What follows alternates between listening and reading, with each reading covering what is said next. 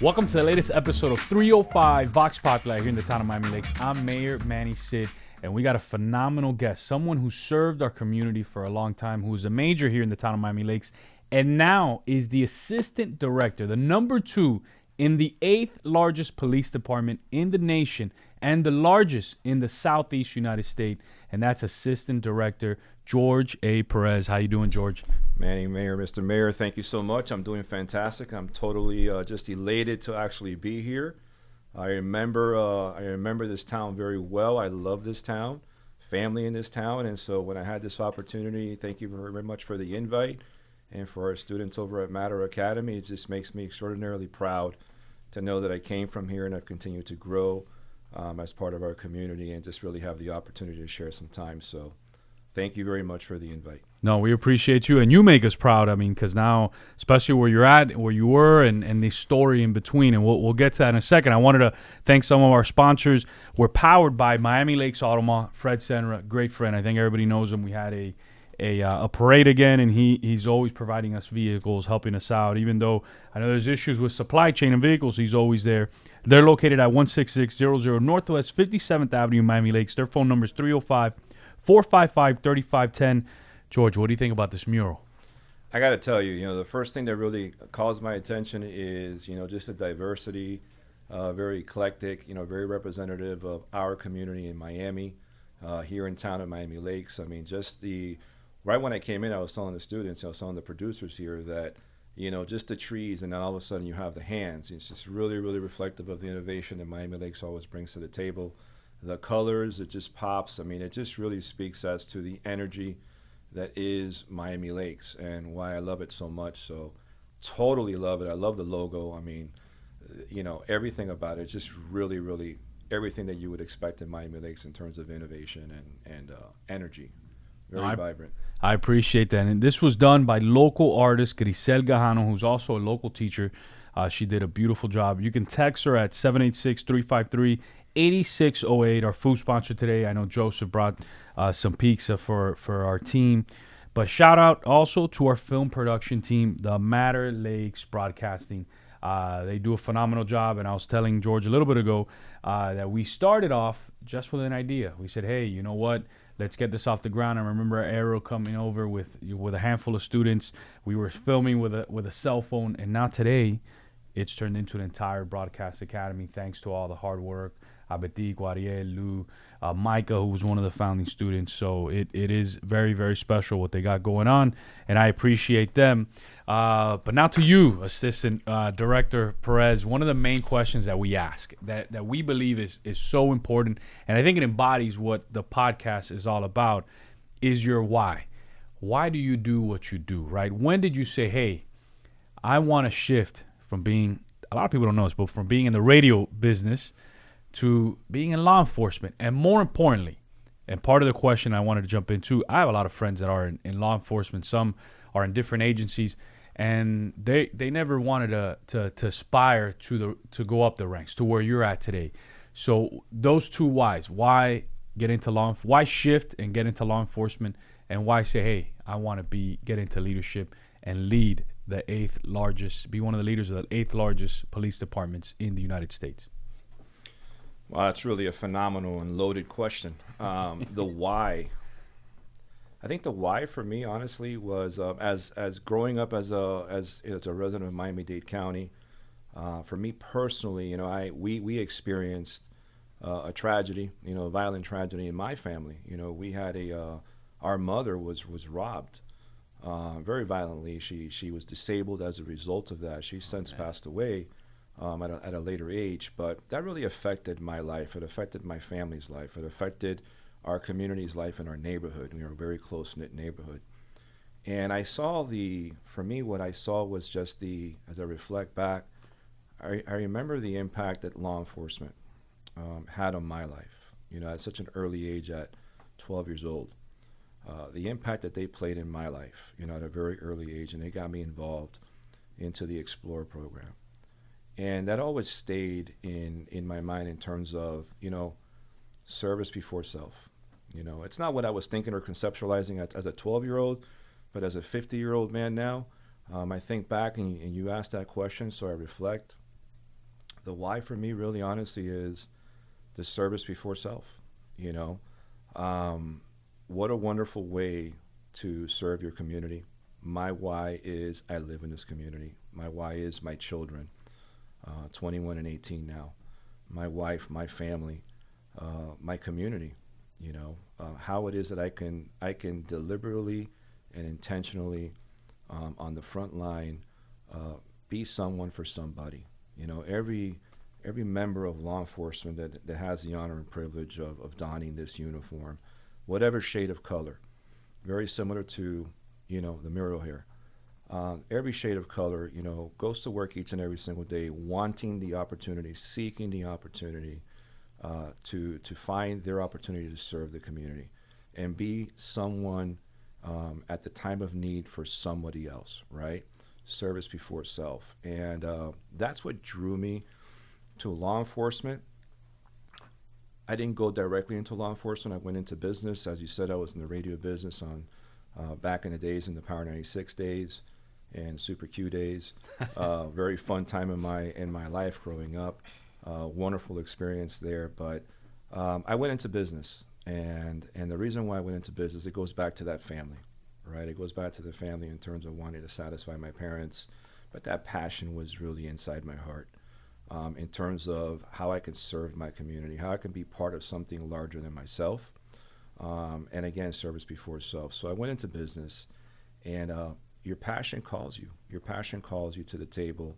And at 29, I went into this profession that is law enforcement, a very noble profession. And my why each and every single day was, again, seeking out my opportunity to be someone for somebody in a time of need, seeking out a young individual, as I was at one time, going through some very tumultuous adversity in our lives, right? Being somebody for that individual, helping mentor, helping be part of a community. That was my why, and that remains to be my why today as a law enforcement officer. You mentioned the why in terms of leadership. I can tell you, uh, it's really tied into, for me, it's really tied into the my original why. I wanted to be someone for someone else, right? And my wanting to serve before serving myself. And I was very fortunate and very blessed in the Miami-Dade Police Department to have this opportunity and to come in at a point in time in our department where there was such an exodus of experienced, talented men and women who served our communities, many of which I saw growing up as an explorer in the Miami-Dade Police Department in our Cutler Ridge district. And I wanted to be part of that legacy, right? I wanted to be part of the same opportunities that I was given in terms of being mentored. I was very fortunate to be mentored by some very great people, not just wearing the uniform, but also great people from the community that mentored me, right? And so I couldn't think of an opportunity more important than to be that someone for somebody else and provide the same and pay forward the opportunities of mentorship and developing. And as a supervisor, specifically as a sergeant, which is your first rank that you're able to take a test for in the Miami-Dade Police Department, it was my opportunity to make life better, right? Or to contribute towards making life better for those that I worked with and around. You had a direct ability to impact and influence the lives of those men and women that were working with you, right? Day to day, whether it was midnights or afternoons or the day shift. And that was very special to me, to be able to be in a point in time where I could facilitate, for those who worked directly and alongside me, and me with them. So that was my why. It continues to be my why today. Now, as an executive command member of the Miami-Dade Police Department, my why is what a wonderful way to force multiply, if you will, right? The resources of the Miami-Dade Police Department to help our community. To help our community. That's my why. What can I do every single day before I lay my head down to sleep? What can I do every single day to help my community? To help my community, both men and women that live in our communities, that make up our communities, our diverse communities, but also help the community of those that serve, whether sworn or professional staff, right? How can we move forward law enforcement, professional law enforcement, legitimacy in law enforcement, right? Accountability in law enforcement towards our community, so our community can continue fostering. So that is my personal why day to day. And I challenge those that I work with and work around to know what their why is, you know, and our why as law enforcement is really rooted on our oath of office. That's really the basis of it, right? So I ensure that part of my why is making sure that those around me are the best versions of themselves, right? And making our community better. So that's my why. No, I appreciate that. And I think when the kids hear this, when they're producing it with other folks here, I think that is so important, especially in someone in your position, understanding that why, hearing it from beginning and to what it is today. And I can tell you your why and having that excellence left a positive impact here in our community. I remember when you got here, you looked around, you're like, wait a second, there's no supervisor on midnight shift. I don't know if you remember that. And you were like, I do. Quite frankly, I was pretty concerned. It was my first command as a major, and I was pretty concerned. I remember those days. I remember that, and you were like, wait a second. We got to stop looking at Miami Lakes as, because for a long time we were looked at, maybe some people were looking at, hey, it's a glorified homeowner association. No. This is a city that provides services. We need excellence. And today we have those supervisors on every single shift because of what you did. You know, that presence that you brought in. One of the stories that I'll never forget is it's midnight shift. I think it was midnight shift. And you didn't have to do this, but this is talking about excellence. You drove over here and you drove around at night, and you would do that all the time. And you know what? I remember one time you caught some of our officers, unfortunately, sleeping. Yes, I did. And you walked up to them. You were like, you know what? This is not what the residents here deserve.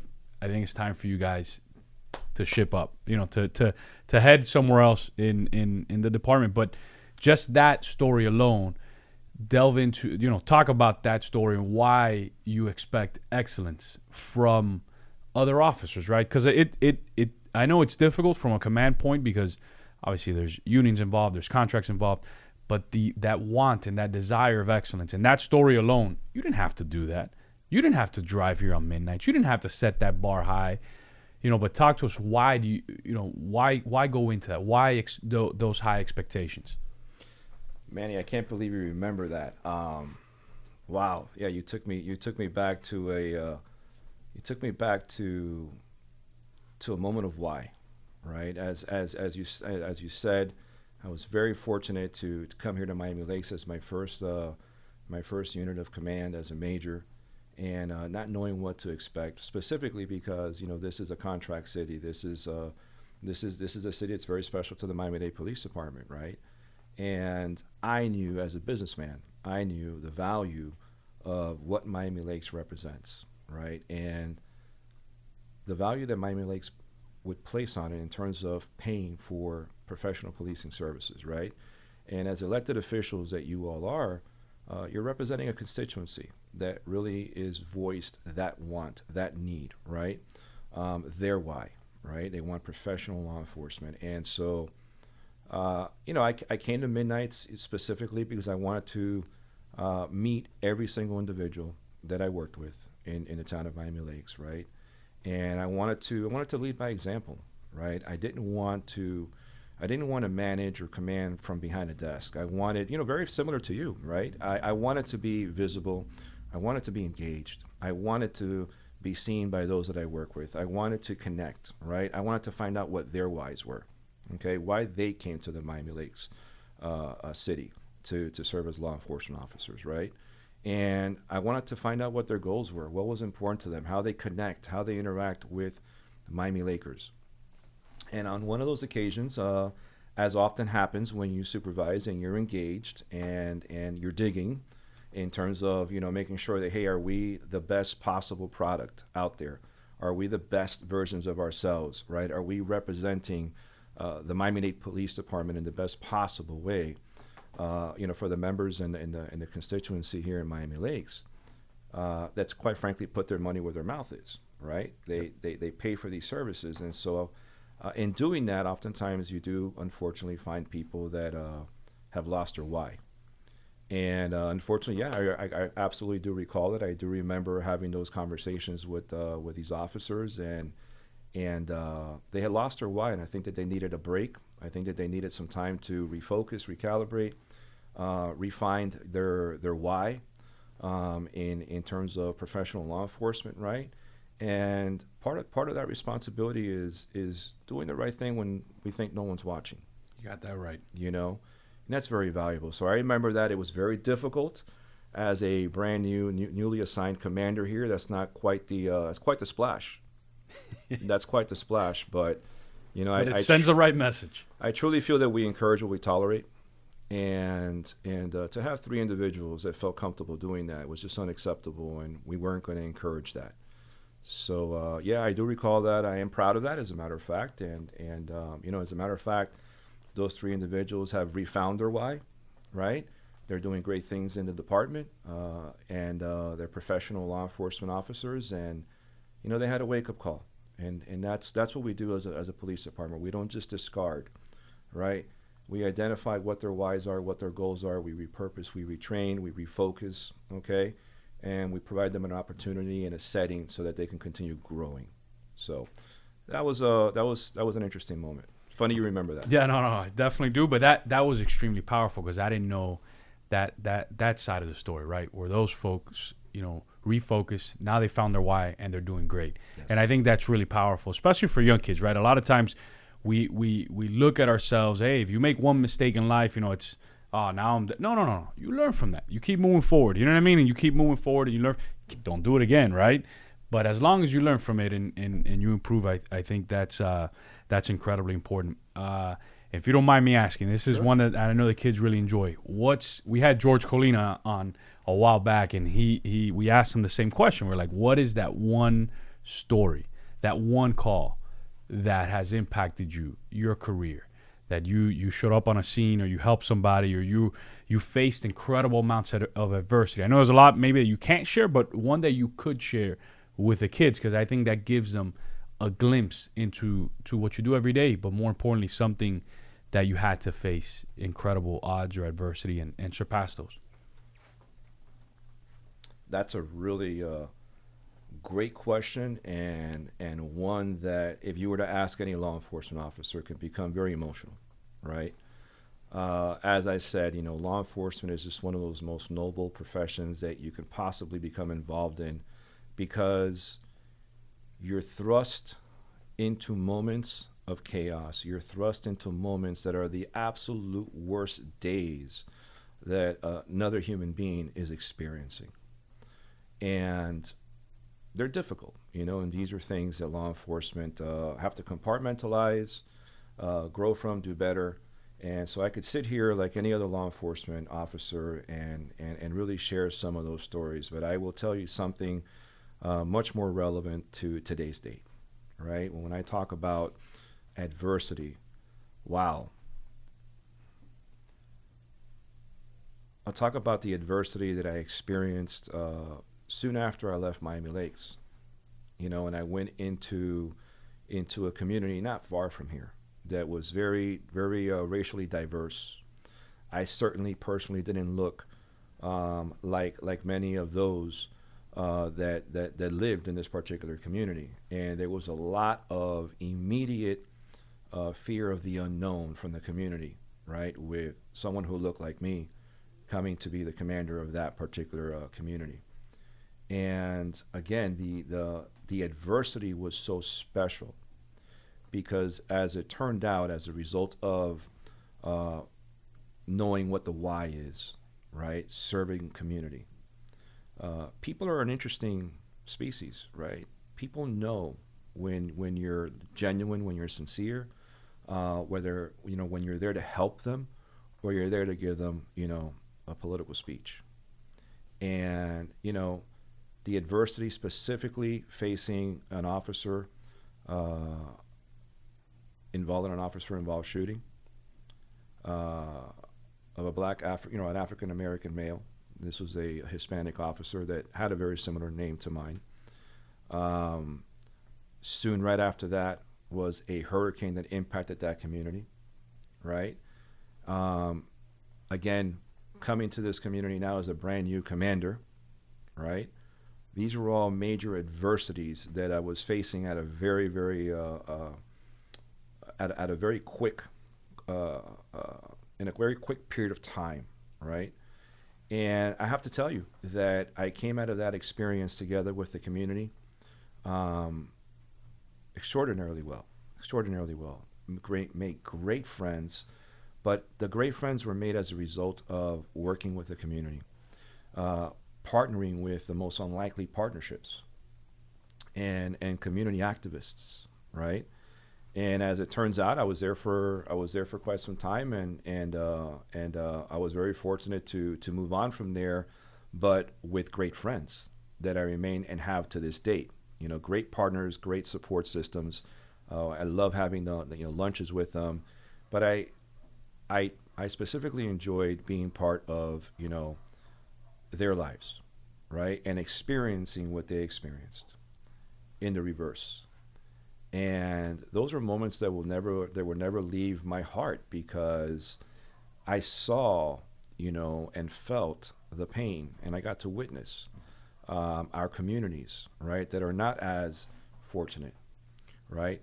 I got to see the impact of not having equitable opportunities, not having equitable housing opportunities, not having equitable educational opportunities, right? And the correlation between that and crime, the correlation between that and poverty, and the correlation between that and having opportunities. And so it really, really was a godsend for me. I really truly feel it was a godsend for me, because I got to see and experience a level of adversity I otherwise would not have experienced. And at the same time, the community got to experience that with me, because, as you know, I'm very vocal, very upfront, and I say what's on my mind, and sometimes it gets me in trouble. But it's born out of passion, and it's born out of sharing my heart and wanting to be part of the solution. So that being experience, yes, I could sit here and talk to you about um, an incident where where somebody lost their lives, and you have to make that contact with their families, right? Or my time in homicide bureau, where you're really experiencing some of the most heinous crimes that are occurring to humanity. The loss of someone's life, right? And seeing how that impacts the families, right? But I will tell you, I will share with you one experience uh, that involves one of those that I worked with in the homicide bureau. I'll never forget. I want to say it was probably within my first month or so assigned to the homicide bureau as a lieutenant. And the wonderful men and women that work at the homicide bureau, who are just relentless in investigating cases, regardless how long it may take, right? And the level of connection, a level of involvement, a level of care, and relationships that are built with the surviving families. I'll never forget this one incident. It was, I want to say, 3:31 in the morning, very vivid in my mind. And an arrest was made of an individual who was responsible for committing a murder. And this murder had occurred a number of years prior. And it was 3:31 in the morning, and as I was getting ready to call it a day for that day, the lead investigator said to me, he was, "Lieutenant, do you want to be a part of the notification?" And I said, "No, I'll read the memo, tomorrow morning, after you guys revise." He says, "No, sir, the notification of the family." And I looked at him, and I looked at everybody around, and I said, "It's 3:31 in the morning. I don't think we need to make that phone call right now." He says, "Welcome to homicide. This is the time that we make the phone call, and this is the phone call the survivors have been waiting for so many years." Wow. And I'll never forget when he made that phone call, and the mother answered that call, and it was incredible that she almost knew that it would be this investigator. And he shared that news with the mom, and that just impacted me, and in such an emotional way, to know that this is our why. This is why we do what we do, right? This is why these homicide investigators sacrifice their personal lives to ensure that they bring justice to those who are deserving of justice. The ones who lose their lives in gun violence or any other kind of violence. So that's a couple of versions of moments of adversity for me professionally and personally. So I hope to answer your question. No, it definitely did, and it opens up, I think, the community's eyes to see the human side of policing, which is not seen every day, right? That story alone, and how that impacts folks. So, going from that story, going from just your beginning and what inspired you, and what happened to your mom, and then now becoming the assistant director. I mean, how did the day that came all together? How was that feeling? Like, when you got that call, when you got that promotion, what did that feel like? Because I'll tell you, when I won the election for mayor, like, at first I didn't believe it. I'm like, man, it's not possible.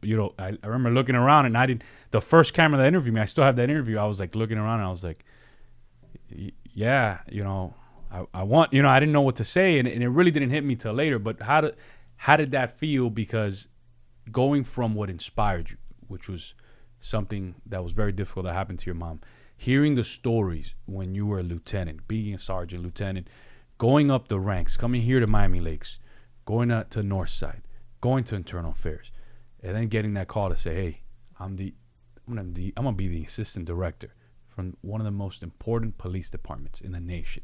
How did that, like, if you mind sharing, like, how did that feel? Well, I still don't believe it. It still really hasn't resonated with me, and it's probably because we don't come to the profession aspiring to that. I still remember applying for the job. I still remember officers that mentored me as a business owner and mentioned to me the wonderful opportunities that is Miami-Dade Police Department and how I should pursue it. And giving me those opportunities. I remember the sights and sounds of driving to our headquarters building, parking, walking in, making sure that I was wearing a suit, to provide the best, first possible appearance, right? And waiting for the next phone call of, okay, you're going to orientation. And then the next phone call of the process, right? And I remember standing there in headquarters and looking at these officers and how professional they were, right? And just wanting to be able to have the opportunity and the privilege to, wear this shirt, wear this uniform, wear this patch, this badge, these pants, have the opportunity to be a part of this community in a way where I could be on the front seat of the bus, right? Helping drive that bus, right? To bring community services and resources to our community. And I never in a million years ever even fathomed about even becoming a supervisor. How I became a supervisor was because at a certain point in time, there was a budget freeze early on, maybe like around 2004, 2005. And I was interviewing for a particular specialized investigative unit. And I was told, hey, kid, you may want to sign up for the sergeant's exam because there's an opportunity that we may not end up, being able to bring anybody over. And so these promotional exams only occur every 2 years. So you may want to consider that. And I remember that. And I would have never, even when I took that first test, I was like, I'm going to be a supervisor? I don't think you come to the job really aspiring to that in the front end. To get the call to serve as an assistant director with this police department, I got to tell you, just to get the phone call to be able to serve as a Miami-Dade police officer. There's so many agencies, and they're great, and we work collaboratively with all of our agencies here in Miami-Dade County and all across 34 municipalities. But, gosh, I wanted to be a Miami-Dade police officer. That really resonated with me, right? It meant something very special to me, and still does to this day. And to hear the words, you've risen to this opportunity to serve and this opportunity to widen the scope, right? And to scale the opportunity of helping our community and our resources, bringing them together, right? Working with our local administration. We have a wonderful county board of commissioners. We have a wonderful mayor in Miami-Dade County.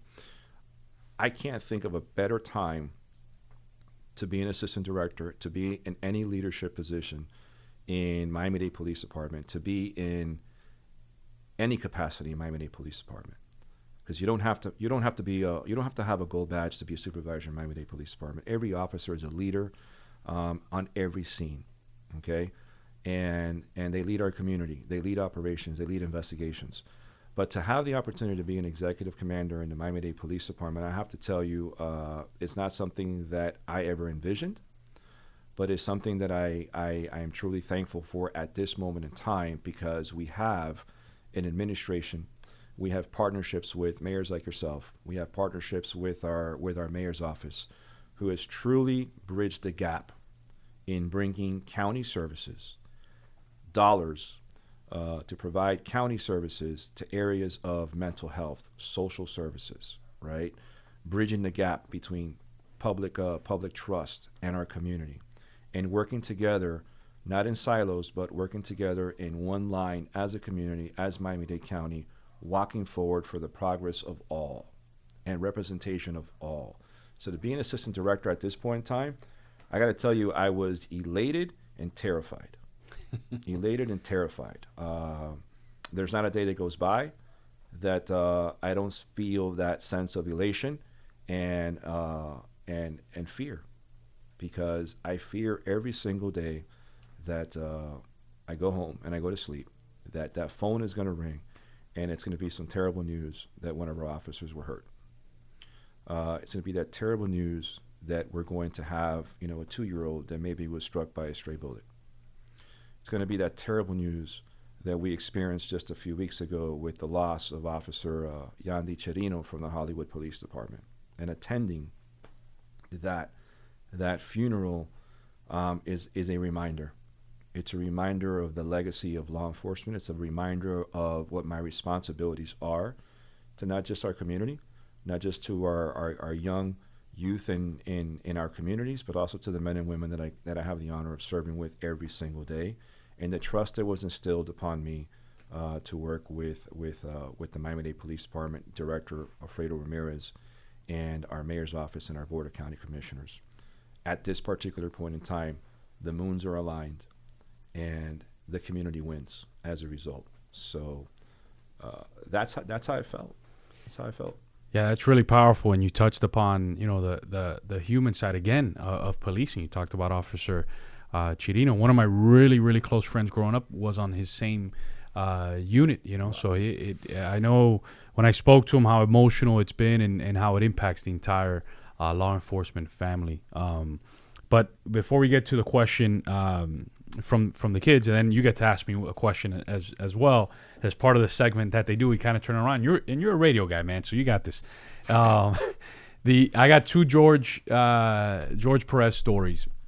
So George, when he was Assistant Director Perez, when he was the major here in the town, he would and this is when Facebook and Instagram, like, people really hadn't started leveraging it on the public side. He looked at me one day. He's like, "Mayor, what do you think about reality politics?" Never forget that. I'm like, God, yes. Yeah, I'll never forget that. I'm like, what? It's like, yeah, reality politics.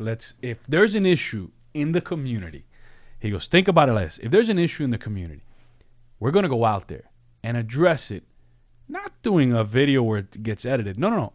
A Facebook Live right there and then. And I'll never forget, there was an issue in Royal Oaks, by Royal Oaks Park, that neighborhood there. I think there was some car break-ins or something was going on, and Assistant Director Perez tells me, he was, "Mayor, I think this is the opportunity. Let's go out there. Let's walk the neighborhood. Let's do a live video where everybody knows and sees and understands what's going on." And I remember we went to the same exact block where the night before there was some vehicle break-ins. That's something we deal with a lot here, where people walk around and they open up the doors. Let's walk that neighborhood. But doing a live video at the same time where we both talk about the importance of working together with law enforcement, what our strategy is going to be. So not only our residents can know, but the bad folks that want to do bad to our residents kind of know. And I'll never forget that, because I remember doing that and how popular that became. Like, people were like, wait a second. And it's going back to where you talked about being genuine and people really gravitating toward that. And I remember folks saying, man, that's so special. But that's something you started here, and you coined it reality politics. And that was a perfect example, because now we do it all the time. But I remember when we first started doing it, people were like, you guys don't do that. Are you we need to edit these videos. What if you make a mistake? What if, always that what if that stops you from doing things in life. But you were like, no, let's do it. And I think that's a perfect example of the legacy that you left here. And I remember also getting the call where they're like, hey, we need George Perez. We're going to transfer him out. I'm like, man, there's no way. Like, George Perez, we need him here in the town. And I'll never forget making the call to Mayor Jimenez. I'm like, Mayor Jimenez, how can you... Major Perez is doing such a great job here in our community. Why are you going to transfer him out? And I remember him telling me, he's like, Manny, we need him. We're like, he's doing a great job there, and we need him in other areas of the county that need help. But I'll never forget having the conversation with him. I was like, but there's an issue. Every time you bring somebody here and you transfer them out within a year, 2 years, 3 years, it makes it seem like we're dysfunctional. Imagine having a chief of police every year, 2 years. It's not a good department, right? So because of that conversation, today we get to interview all the major whoever wants to be a major in our community. We interview them, we pick them, we do the actual advertisement, we type it up so folks understand what our expectations are, expectations that you set here, and now they're committed for a minimum of 3 years. So whoever's going to be a major here understands right off the bat what the expectation is in writing. They get interviewed in person by our team, and then they're committed for 3 years. So that happened because of you, because of that legacy that you left here. And I think that was so positive, and it's left a positive impact all these years, from the reality politics conversation that now everybody's doing, right? Like, now everybody wants to be part of that, doing those videos, doing this or that, but broke the mold, right? And law enforcement, back then, nobody wanted to do that type of stuff. It was risky, that's for sure. Exactly. We took some risks. That's absolutely for sure. But because as you know, in law enforcement, my God, we're so close to the vest, right? And we're so wanting to control everything. Our lives are oftentimes, on the balance, right? And so it's just naturally proprietary to us to want to control all aspects, right? And so when you do something live, you're really introducing, as you know, you're really introducing some possibilities for things to go horribly wrong, And so it was I remember that it was very, very risky. And it was one of those moments that it was kind of better to, ask for forgiveness, 100%. But you were the right partner. You were the right time. You innovated. You inspired. And that goes back to the why too. Is the opportunity to be able to inspire change in yourself, to be a better version of yourself, acknowledge, maybe some shortcomings, how you can become better, but then also being able to come back and see how you inspire, those around you. Our youth is my driving force now, right? So those are really, really cool stories, and so fitting, because Miami Lakes is a thriving city. It's a thriving city. I have often said that Miami Lakes is the model for how incorporation is done right. You got that right. That is period, or as my daughter likes to say, that's on period. Okay?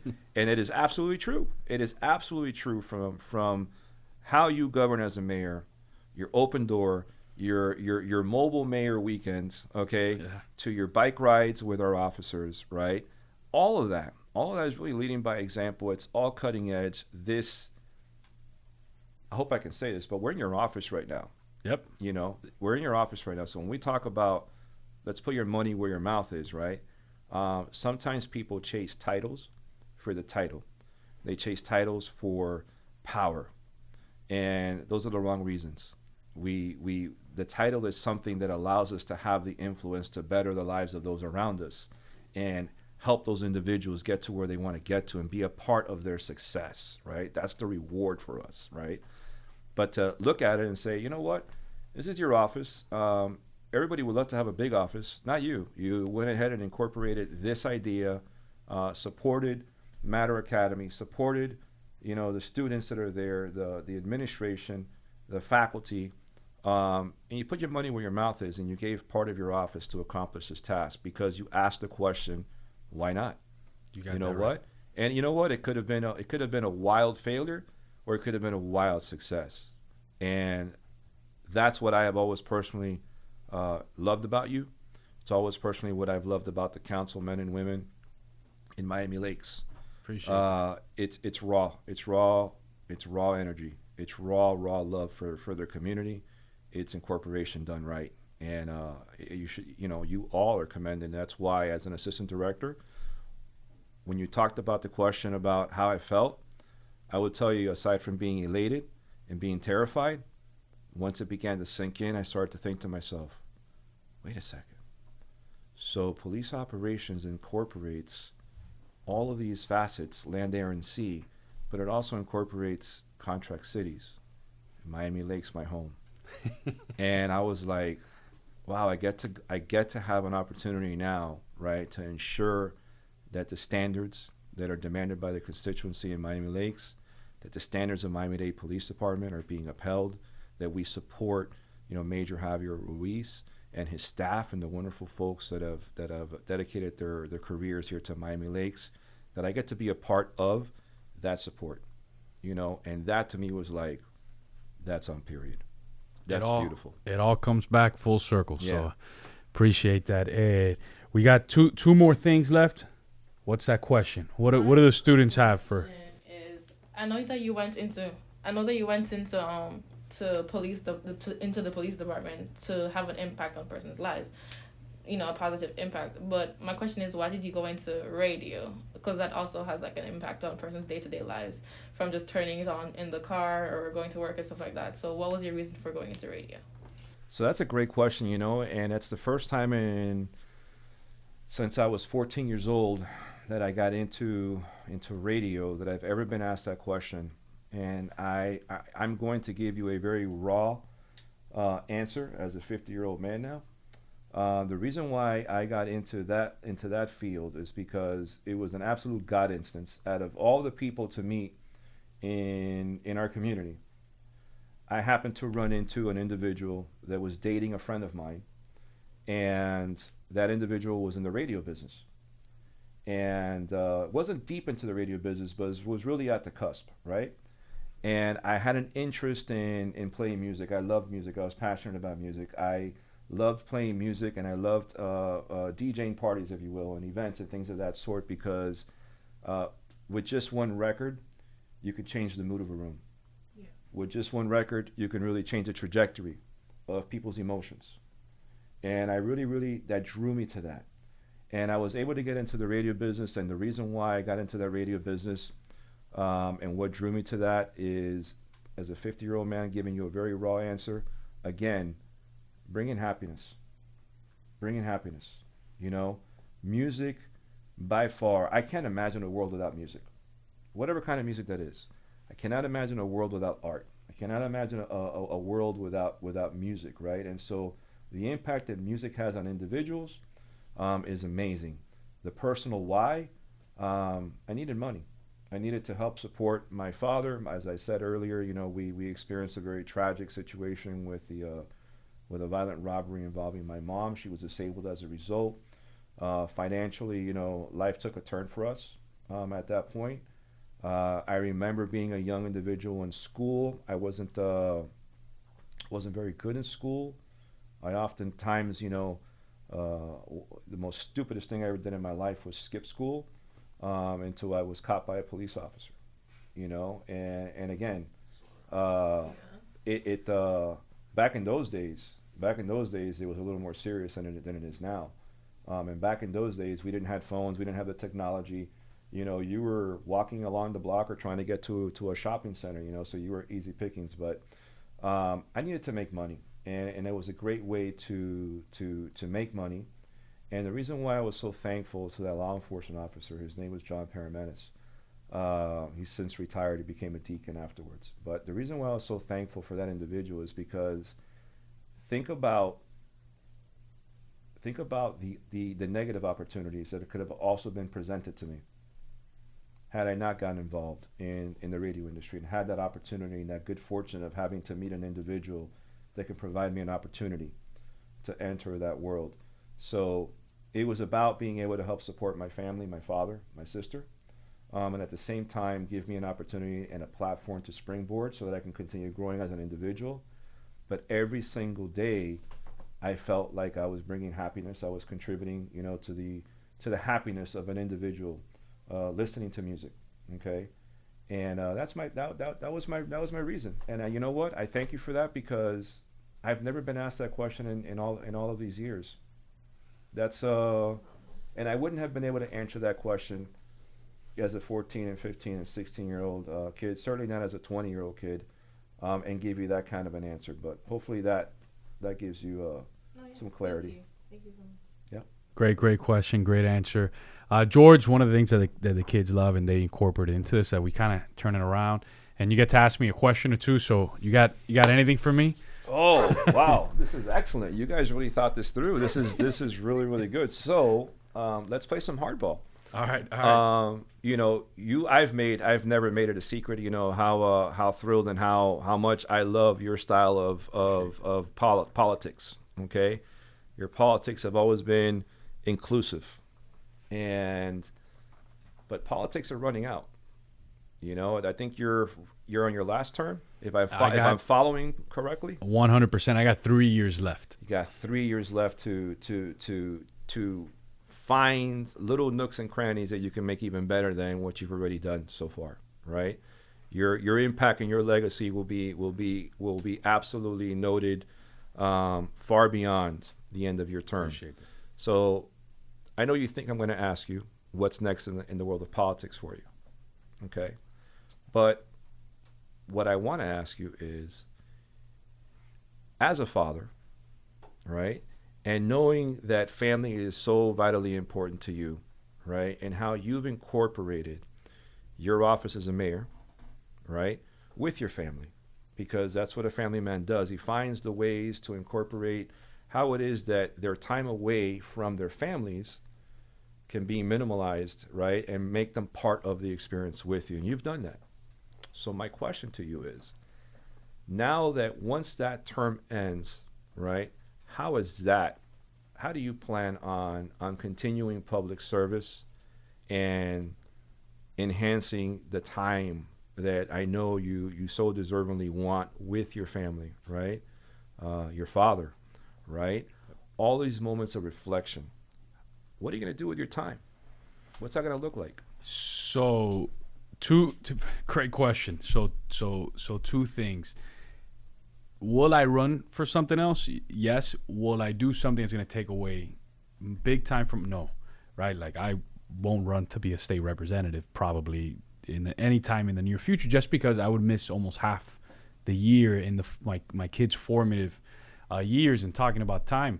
But I know that whatever I do going forward has to revolve around them. For example, yesterday, I'll give you a great example. My youngest son had his first elementary school basketball. It was on the complete opposite side of Miami, but it was at 4 o'clock. I had to be at City Hall at 6. So what I did, I changed my briefing schedule. So I got my briefing the day before. But in the car, I had everything to change. So we finished the game. He played, started, scored, did really well. His team won. Drove to City Hall at 6 o'clock. I jumped out of the car, ran upstairs, changed, and run straight downstairs, started the meeting. But it revolved around, if I had to get here late, I'm going to get here late. Like, I'll give you another example. I had one time we had a huge quasi-judicial hearing. House was packed. The council meeting was packed. It was a controversial quasi-judicial hearing. But I told everybody, I go, guys, at 9 o'clock, I need to coach at Shula's. I need to coach a middle school basketball game. Like, how are you going to, you can't leave. I was like, I'm sorry. Like, I got to do it. So I told everybody, I go, there's two choices. Continue this, give the gavel to the vice mayor, or when I come. But since it was controversial, they all waited for me. The 45 minutes, I coached the game. I ran back. I coached the game, we won, and I ran back, and we finished them. But my thing is that, like, family comes first, right? You got to have that balance. There's so many opportunities on my public service side that I've kind of left because I don't want to sacrifice those formative years. So if I decide to run for something, it has to revolve around them. So it would be something local, more than likely. But I'm going to coach, like, this year I took my son's coach playing on his middle school and high school basketball team. I'm coaching, right? So, and my entire schedule revolves around that. And I think that's the main thing for my focus and what helps me keep that balance, because I could have said, hey, I want to become, join all these different trade organizations, go to all these events, do all these things. But then I would have to give that up. And I think that balance, I would lose. And I think my family, and just like you, I know how important your family is to you, and that balance is. But that's where I'll more than likely run for something, but it has to fit that puzzle piece, which is more importantly my family. But yeah, I'm coaching basketball, which I love. One thing that I do love is coaching my kids. I love that. I love that beyond anything else, and that's something. And I showed it here at council meetings, and I encourage council members. I encourage my staff. I go, guys, if you are happy at home, if you are happy with your family, if you are you're gonna be more productive, right? If you're missing out on things from your family, if you're gonna show up to work like, oh, this is terrible. You know, I don't even want to work. So that's where I tell everybody, guys, if you have to miss something, it's not a big deal. We'll work it out. We'll figure it out. But your family balance has to come first, because that makes you even more productive for the people that you're serving here in our community. But yeah, great question. But whatever it is in the future, it has to fit around. I have a 13-year-old and an 11-year-old. You know, so that's being real. You know. Oh, thank you for being real and honest, because that's a great question, and it's I know that politics is not your identity. You know, public service is. You know, but you're a family man, you're a father, you're a husband, you know, and you led by example, and you've been an absolute inspiration to many people that enter the world of politics or enter the world of, you know, some, extraordinary position that requires a lot of your time, that it can be done, right? Family can be done, right? And particularly important to note is that impact on young women, right? And how they can serve public service. They can be public service. Yep. They can make a major impact in their communities, right, and still have a family, and more importantly, be a proud woman. 100%. Right? And we see the positive impacts of that occurring right now, not only here locally in Miami Lakes, right, but across the nation and across the county as well. So that's awesome. Thank you for being honest. No, I appreciate that question. In closing, what do you got? What message do you have for future generations? Wow, I'll tell you, for future generations, this is really, really an extraordinary time to be a Miami Laker, a American citizen. We are really at a point in time right now where today's youth are really at the precipice of springboarding off of technology, and how much technology is exploding and impacting our communities, and so rapidly so. So face your challenges with integrity, face your challenges with pride, with honesty, right, with grit, with hard work. Understand and accept that failure is going to occur, and failure is part of the growth process, and it's an important, quite frankly, one of the most important emotions that you're going to experience as a young youth, right? But we need to ensure that our youth understands the process of growth, and understands, you know, how valuable that experience may be, and understands that today's failure is not and never will be the ultimate story of your life, the ultimate story and the final result of your contribution to our country, to our cities. Remain civically involved in some capacity or another. It's so vitally important that today's youth really drives politics of tomorrow, and drives our industries in our communities. So avoid the temptations, because temptations will come knocking. They will come knocking, and they will seem as the most powerful opportunities that you should grab a hold of. Resist those temptations that are gonna detract you from your dreams, that are gonna detract you from achieving your dreams. However lofty they may be to someone else, they're within your grasp. They're within your grasp if you work hard, if you remain dedicated to your true self, if you remain dedicated to your passion. I will tell you, if you accomplish that and you're able to follow that plan, you will never feel as if you ever worked a day in your life. You will live your dreams every single day.